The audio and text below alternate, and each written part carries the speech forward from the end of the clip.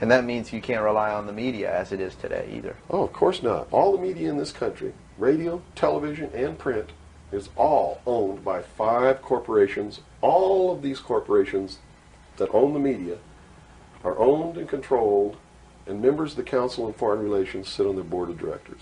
Can you name those 5 corporations? Is that... Not off the top of my head. Okay. I could try, but I don't want to take a chance on being inaccurate. But you can trace that yourself. Okay. Remember, if you go down and you trace the ownership of a station or a newspaper, and you get to a corporation, remember that somebody owns that corporation, and it's usually another corporation.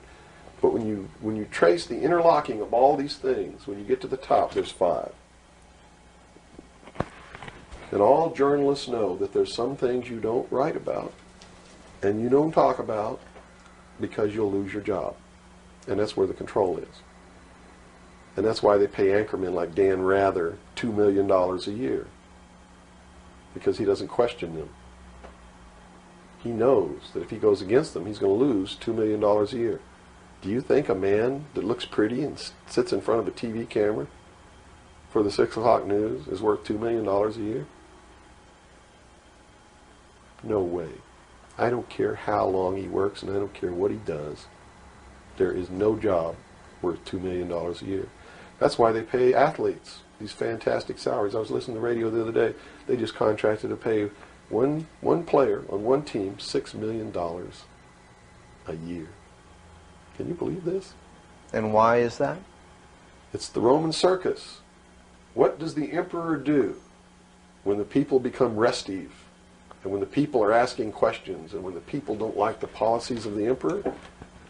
He sends them to the circus. He creates a circus. He builds a giant coliseum. And he begins to throw the Christians to the lions. And he has great chariot races and football games and basketball games, all to keep the idiots preoccupied with things that don't mean anything in the scheme of the entire world,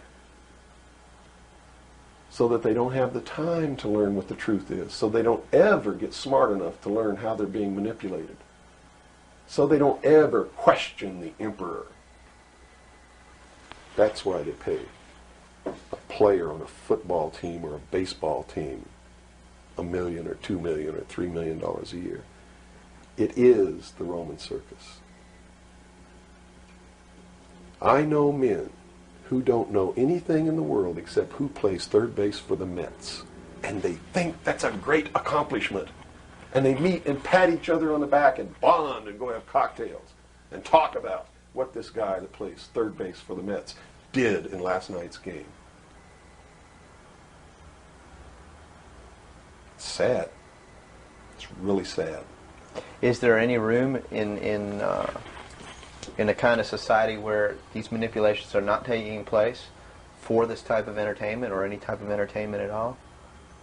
If people understand that a game is a game, if people understand that nobody, no matter what they do, is worth paying $2 or $3 million a year for, people should be able to get rich if they want to, by the sweat of their individual labor. Okay? By going out and doing something for the world. Not by taking people's minds away from the emperor. It's a game. Football's a game. Football's a game. But let me tell you something.